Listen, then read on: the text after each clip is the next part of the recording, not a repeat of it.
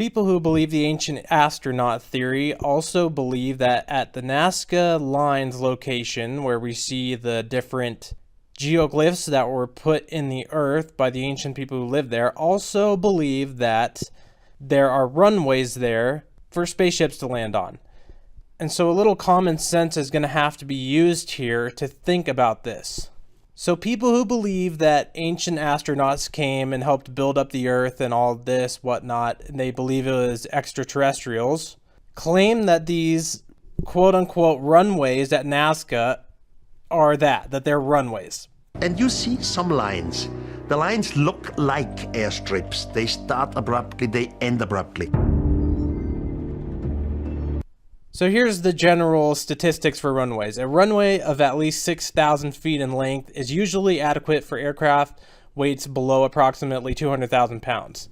Larger aircraft, including wide bodies, will usually require at least 8,000 feet of runway at sea level and somewhat more at higher altitude airports. So a regular runway would be about 6,000 to 8,000 feet.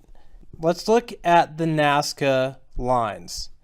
Here I have found what is, after looking around the region, I believe the biggest one I could find. There could probably be another one, but they're pretty hard to find on Google Earth.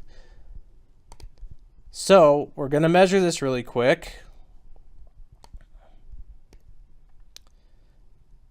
with a very liberal measurement. This one here is 1,191 feet approximately. So, not even close to a regular runway speed, runway length. And the main thing that got me thinking, and what the main point is that people who believe ancient astronauts came here, how would it even be possible that the type of aircraft that they used would be landing on a runway as if an airplane would land? Traveling at the speed of light, it would take hundreds of years for any of the nearest civilization type of planets that could have extraterrestrials on it to get to Earth. There's no possible way that the size of the aircraft that they flew in is about the size of an airplane. You wouldn't have enough supplies to even make it. That wouldn't even hold the fuel to make it. Even if they were flying with some type of anti-gravity and you didn't even need fuel, there's no possible way that the ship that they made it for galaxy travel is any smaller than an airplane today. If they did do that, then why would they even need a runway? My point is that those types of ships wouldn't even need a runway. They're not going to be landing like the average airplane would. It's a stupid thought.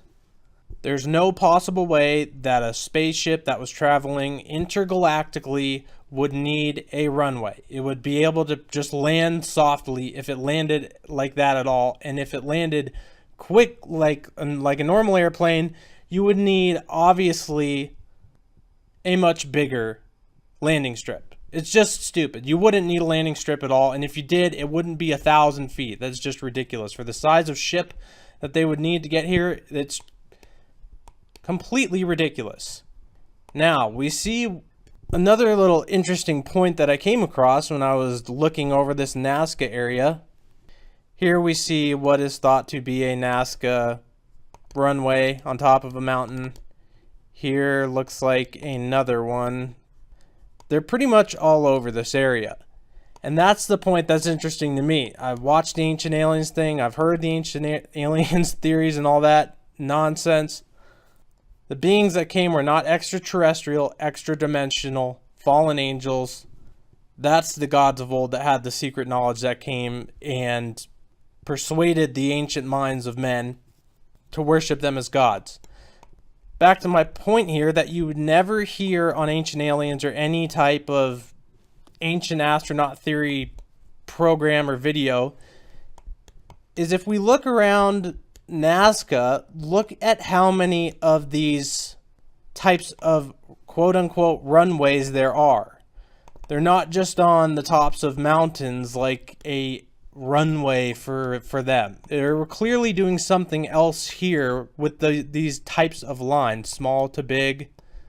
Here's another one. These are not on the tops of mountains. They're all over if you look around here.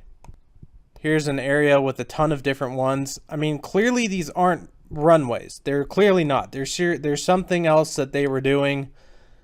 Who knows what they were doing? Something maybe to do with farming, something to do with water maybe. You can see water runs through all of these quote unquote runways.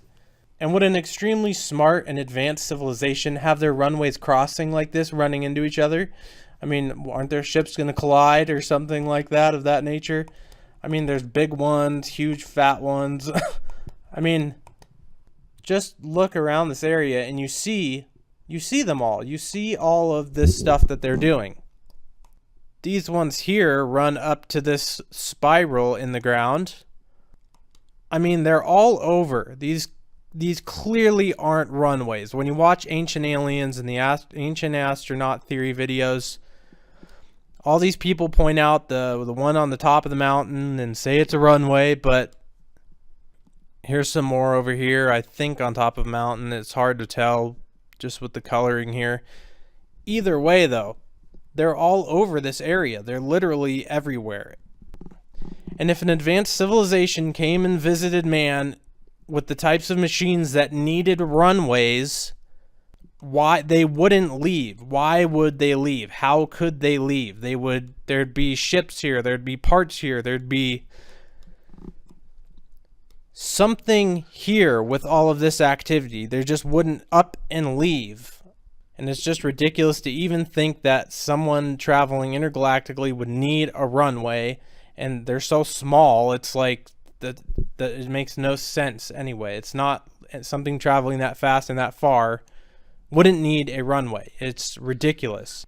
And they're all over this land. Go look in Google Images, just type in Nazca lines and view the whole area. They're literally everywhere, those types of shaped things. They're all over the land. Clearly it was some other source of something they were doing, whether farming, water collection, I don't know, but they're clearly not runways. Interdimensional fallen angels are the source of the ancient hidden knowledge that was brought to the earth, not ETs from another galaxy. Every single extraterrestrial and UFO and alien encounter and abduction story sounds identical to the stories of people who have demon encounters. Just look it up. Ancient Astronaut Theory is ridiculous. They have a lot of good work and evidence and things that show the involvement of the fallen angels, which fell to earth with Satan, but nothing of ETs. It's not aliens. That's it for now. Thank you for watching, and God bless.